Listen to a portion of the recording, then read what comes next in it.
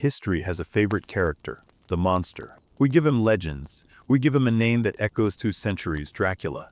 But what about the silence that follows in his wake? The stories written not in ink, but in blood on stone and soil. Tonight, we look past the prince. We look to the shadows he cast, to the ones whose screams built his legend, but whose names history erased. This is where our story truly begins. April 1447. A banquet hall in Wallachia. 200 noblewomen sit beside their husbands. Silk glimmers, wine flows, Easter is being celebrated. By sunrise, their husbands will be dead, impaled in the courtyard, and these women, daughters of aristocrats whose hands had never touched dirt, will begin a death march to the mountains. One was named Wojka, 23, married for 2 years.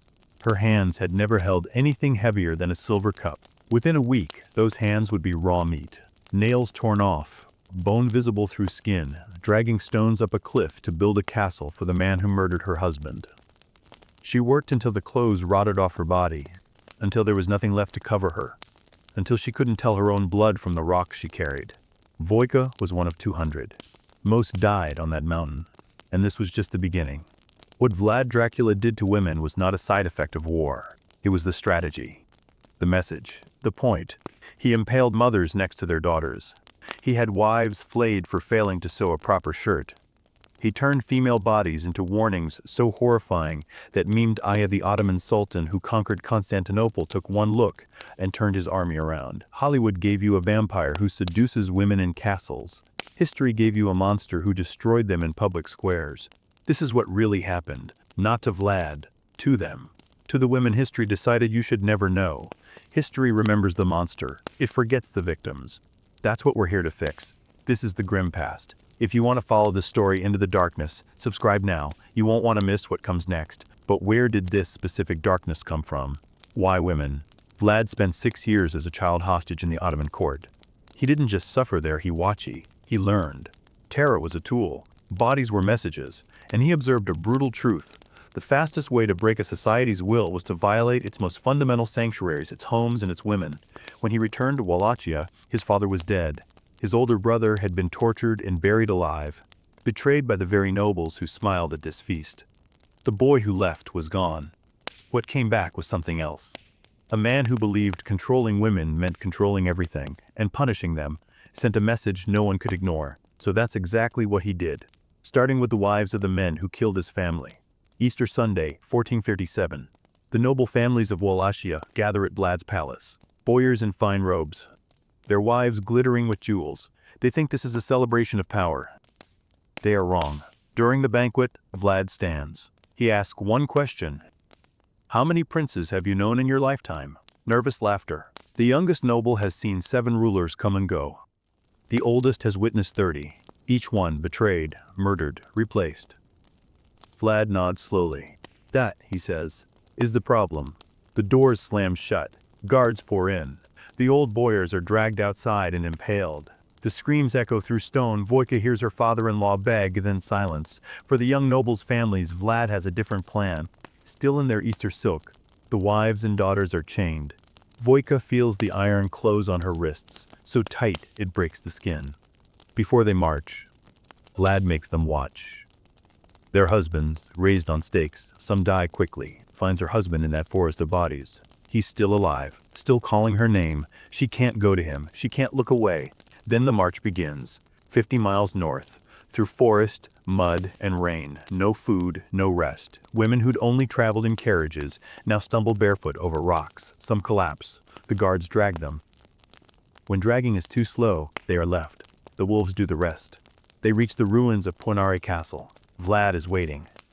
You will rebuild this fortress, he tells them, with your hands. According to the Cantacuzino Chronicle, they worked for months.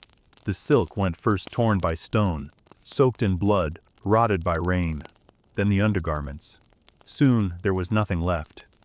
200 noblewomen exposed, carrying rocks up a mountain with bare, breaking hands. Wojka's hands split open on the 3rd day. The woman beside her, a countess who'd never lifted anything heavier than embroidery, fell from the cliff on day 12. Her body tumbled down. No one was allowed to stop. At night, they slept on bare stone, no blankets, no shelter. The mountain cold cut through them. Some didn't wake up. Their bodies were dragged aside. They ate scraps, fought over muddy rainwater. Many died from exhaustion. Others fell. Some simply sat down and refused to move until the guards beat them to death. When the castle was finished, only a handful of women remained alive. They were kept as servants in the very fortress they built, climbing the same stairs that had destroyed them. But Ponari wasn't about punishment. It was about theater. Vlad wanted every noble in Wallachia to know the fate of his enemies' women. He wanted wives to look at their husbands and wonder, if he falls from favor, will I be next? The women of Ponari weren't just victims. They were a message written in flesh and bone, and the message was received. This story is built from historical chronicles, not legend. To help us bring more forgotten histories to light, support the channel, leave a like, and let us know in the comments what you think Vlad's true goal was. But Vlad wasn't finished with the women of his own kingdom. Building a castle was for traders' wives. For ordinary women, the rules were more terrifying. If you were a woman in Wallachia between 4056 and 4062, you lived in terror of being noticed. Vlad believed women were the foundation of society. A wife who failed her husband was a crack in that foundation, and cracks were sealed with blood. The German pamphlets of the time tell a story. A peasant man walked through a village wearing a shirt that was too short. Vlad stopped him. "Do you have a wife?" The man said yes. "Bring her to me." Her name was Ileana. Strong hands, a life of work. Vlad looked at her like inspecting cattle. "Why does your husband dress like a beggar? Is there no flax? Are your hands broken?" She tried to explain. The children, the farm, there was never enough time.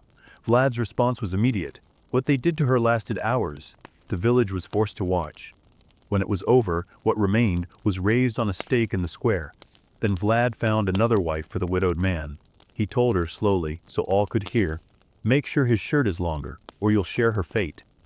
This was the law in Vlad's Wallachia. Not written in books, written on bodies. Adulterous wives were flayed in front of their families. Widows who remarried too quickly were impaled at crossroads. The chronicles often refused to describe the details, calling the punishments too terrible to recount. The message was absolute: your body does not belong to you. It belongs to your husband, to your family, to the prince. Fail them, and your suffering will be a lesson for all. Women stopped leaving their homes. Wives checked hems obsessively.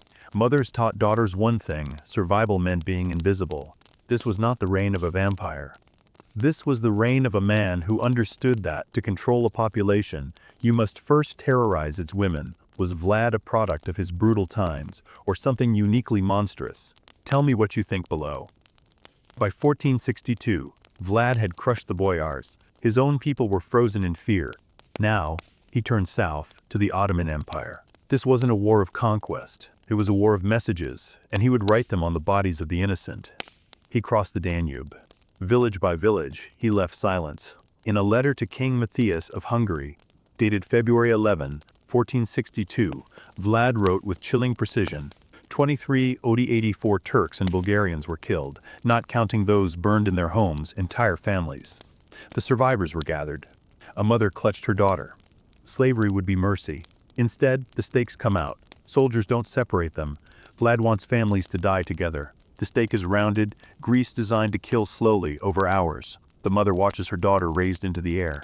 She hears sounds that will echo in her skull until her own death, which comes minutes later on the stake beside her. Ottoman scouts arrived days later.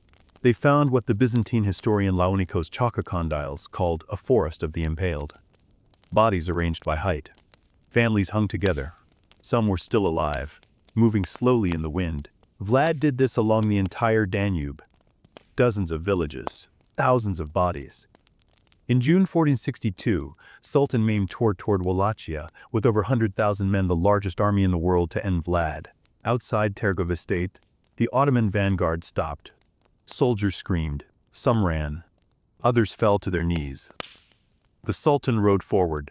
Before him stretched a field nearly a mile long. Upon it were 20,000 stakes, and on those stakes, as Chalkokondyles recorded, were about 20,000 men, women, and children, quite a sight for the Turks and the Sultan himself. The smell reached the army first. Veterans of conquest vomited. Mehmed, the conqueror of Constantinople, stared at this grotesque theater. He made a decision. He turned his army around and left. Chalkokondyles records the Sultan's grim admission. It is not possible to deprive of his country a man who does such great deeds. It was surrender, dressed in diplomacy. Vlad had won. The price was paid in the bodies of mothers and daughters. we reconstruct these events from surviving letters and chronicles. To help us unearth more truths hidden in plain sight, consider supporting the grim past. Subscribe for more. She has no name in the histories. We know her only as Vlad's first wife. Spring, 1462. The Ottomans have retreated, but Vlad's brother Raju leads a new army toward Ponari, the castle built by the hands of noblewomen. Vlad's wife stands on the battlements. Below, the Argisa River crashes against rocks. Behind her, the fortress built on bones. Before her, an army carrying Ottoman flags. She knew the fate of captured women, the harems, the slavery. But she also knew what her husband did to women. She had lived in his world. She had heard the screams. According to local legend, she turned to her servants and said, "I would rather be food for the fish of the Argesi than a prisoner of the Turks." And she jumped. Her body fell hundreds of feet into the river. The water swallowed her without a trace. Today, that river is still called Ral Donai, the Ladies' River. Vlad escaped through a secret passage. He would later die in battle in 1476. His head was sent to Constantinople and displayed on a stake. The man who lived by the stake died by it. But his wife had already escaped the only way she could. Voika, building a castle until her hands were bone. Ileana, destroyed for a shirt.